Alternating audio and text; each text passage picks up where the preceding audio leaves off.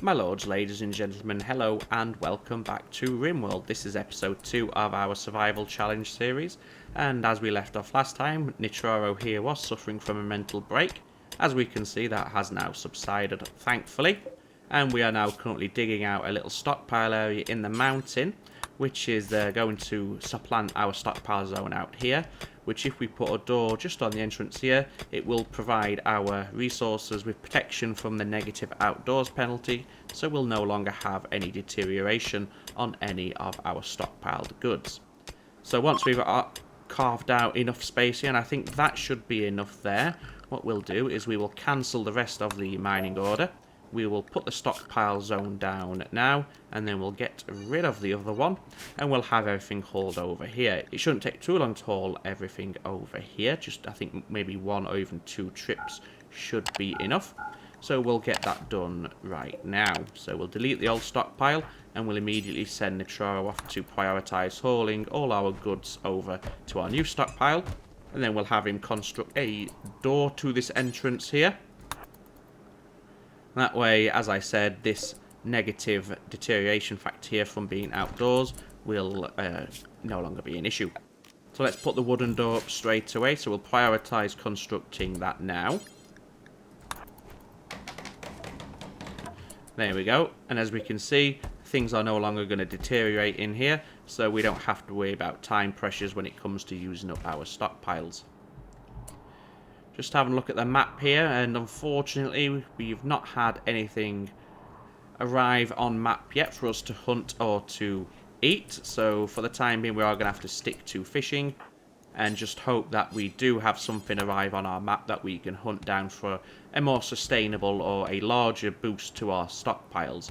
At the minute we have 9 units of eels and 5 units of lynx meat, which is not going to be enough to keep us going for very long at all. So what we'll do, we'll head off to bed now, and we'll pick it up once we're fully rested, when we no doubt have to do a bit more fishing.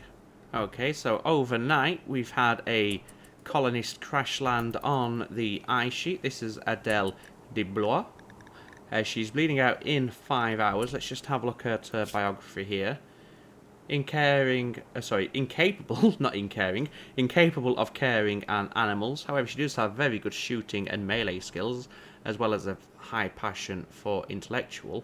However, given our food situation, I don't think it's going to be in our best interests to rescue Adele. Instead, what we are going to do is strip her of her clothing, which will mean if we can get there before she bleeds out, they won't be having the tainted modifier on them, and we can use them ourselves. And then what we'll do, we'll let her bleed out, and then if we need to, we can always use her as a source of food, shall we say. We do have the psychotic trait. We're not a cannibal, however, but I think hopefully the psychotic trait will be enough to offset the negative mood from eating human flesh. But out here in the ice sheet, you have to do what you can to survive. And if that means we have to resort to a round of cannibalism, then so be it, unfortunately. Okay, Adele has now bled out, so we'll haul her back to our base. And as I said, if needed, we could always butcher the carcass and then consume it. And just to make sure we're able to do that, we will set this to human-like corpses as well. Because as it stands, we were only going to butcher animal carcasses. However, as you can see here, Nitraro now will butcher Adele's body. And if we just check the mood here, I don't think we've had a negative modifier from butchering humankind. However, we may get a negative one from consuming human meat. Let's see here. No, so it looks like we can get away with that. We also have news of war, which is not really an issue for us at this moment in time. We can just disregard that. And as we can see as well, Nitraro has opted to equip some of the clothing that Adele was wearing. And if we look at his gear tab now, we have a minimum negative temperature of -5 degrees.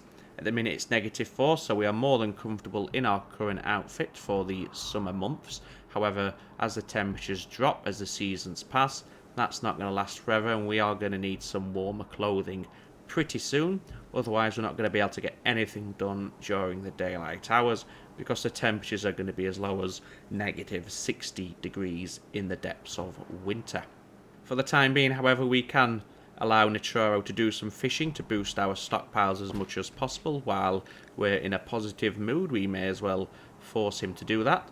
And then I think after this round of fishing, we'll do a bit of dexterity play to boost our recreation, and then we'll head off to bed for another night on the ice sheet. Still no wild animals have wandered onto the map yet, which is unfortunate, because while we did obviously get very lucky with the drop of Adele, which has bolstered our food supplies somewhat, it's not going to last forever, and we could do with more ASAP. So after a quick human meat breakfast for Nitraro, it's on with our day.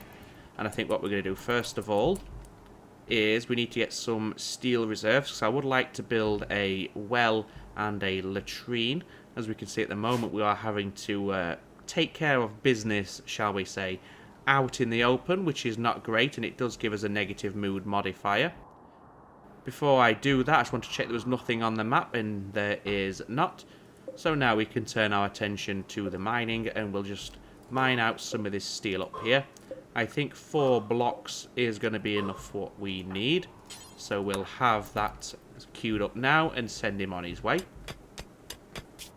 And while he's doing that, we'll queue up production of the steel primitive well. Which we in fact there's no water source nearby really. I think we could get away with putting it there. And then we'll also put a steel latrine, but this can go inside our little hut just there. And now, while we still do have to walk to access the latrine, we are saving ourselves a little bit of a journey. So that should make things a little bit more efficient, even if it's not going to change much in the long term. Obviously, down the line, we will relocate this once we've dug even further into our mountain base. We have news of further conquest, which again isn't really imperative to us, so we can just disregard that and allow Nitraro to have a little wander around to boost his recreation before we return to fishing. Obviously, as you can see here, we have enough food for perhaps 2 or 3 days, but the more we can get while we're in a positive mood, the better it's going to be. I do keep checking out for any wild animals, but as we can see, there's nothing available just yet, so it's back to fishing, unfortunately. Obviously, the bonus with fishing is it does increase our animal handling skill, as we can see here. So the more we do it, the faster we're going to be at fishing, and I think it might also increase our fishing yields. So we'll have a quick comfort break. We'll have ourselves a human meat snack, which is the last of our reserves of human meat then gone. And then we can head off to bed, and that is another survival, or survival and successful, because any day you survive out here is a success. Another successful day is brought to a close on the ice sheet for Nitraro, and we can just continue the waiting game for Randy Random to give us something to do. Hopefully something we can manage. Obviously we don't want any sort of massive raid. Not that we should have one at this point, because our colony wealth isn't the greatest. Any raids that we do have at the minute should only be tribal, and we should be able to handle those, especially if they're armed with only melee weapons. Okay, so as we were doing a little bit of fishing here, we see a colossal aero fleet has wandered onto the map. Now these are harmless, I do believe, but I'm not sure what sort of meat they drop. Let's see if we can find out here somewhere. I don't think it says, not that I can see anyway, but if we check elsewhere we should be able to find out. Here we go, look. If we were to try and hunt this, it does have a 0% chance to revenge us or take vengeance upon us, so we can safely hunt this if we wanted to. So if he does head down this way past our colony, I think we'd be foolish to let them escape our clutches. We shall definitely draw the bow and arrow as they draw closer, and we'll hunt them down and see what they can provide for us. Okay, so they're getting close now, so we're going to have to interrupt this little fishing expedition here and send the Nitraro over towards the aero fleets. in order to him to hunt them all. It looks like they are too fast for us. Although I think we just got a hit there, and they are now just lingering around. Okay, we've had several successful hits on the colossal aero fleet, so hopefully a couple more hits should see us complete this little hunting sojourn. Oh, I forgot they exploded.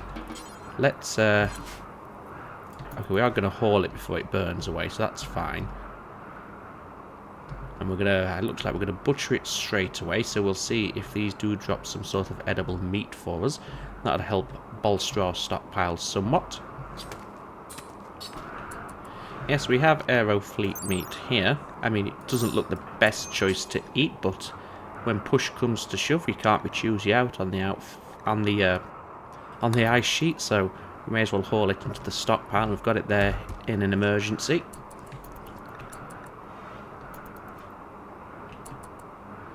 Okay, so we got the -7/8 raw food modifier, but that was it. So it looks like we can pretty safely eat the aero fleet meat, which is obviously very handy. So what we'll do now is we'll draft Nitraro once again, head out to the smaller aero fleet that followed the large one in onto the map, and we'll go ahead and hunt that as well. As we can see, these are rapid little things here. That hurt. We've got a burn on our right hand, so we want to take care of that, but first we'll haul the aero fleet away, and then we'll tend to our wounds as we get back to our little house. So it's 2 burns there, one on the right arm and one on the right hand, so we should be able to tend those fairly easily, to be fair. Shouldn't cause us too many issues. Let's just enable self-tend now, set it to doctor care but no medicine, since we don't have any medicine to use anyway, and we'll prioritise tending ourselves, and then, as Nitraro was hinting there, we shall head off to sleep, and so draw another night on the hour sheet to a conclusion. Okay, Nitraro's now off to sleep, and we've successfully survived yet another day, as mentioned. So far, so good. Of course, our food stocks are still relatively short, or small, so they're not going to last forever. So we're just having a little bit of bed rest here, as we can see, just while these burns alleviate. I mean, the one on the right arm has gone already, it's just the one on the right hand that is left. However, we are about to enter starvation, so let's go ahead and grab some breakfast. And then I think we'll also allow Nitraro a bit of dexterity play here, just to get his recreation bar filled up a little bit, so his mood increases. Now, I do think there is a chance for burns to become infected, and that's something we really don't want to have happen, so we will allow the bed rest, because that will speed up the healing process, and the sooner we get rid of this burn, the better, especially if it is liable to cause an infection. In the meantime, we've had a seal wander onto the map, so as soon as we've healed up, we'll head outside once more, and we'll go and take care of that seal now. So Randy Random really is the gift that keeps on giving this episode. We've had a crashed colonist, we've had 2 aero fleets, and now we have a seal, so our food supplies have been bolstered nicely.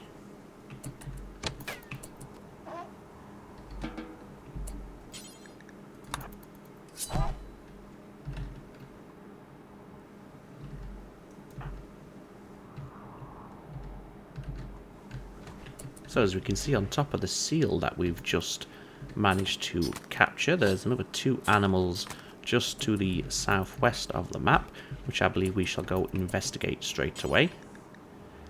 But first we'll have a quick snack. As you can see, our food bar is quite low.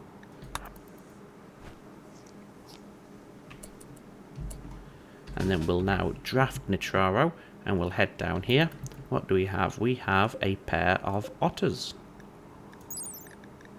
These could be very useful, so we'll hunt these while they're here before they wander off the map. There's no chance for them to go manhunter when we do injure them, so it should be a very safe hunt indeed.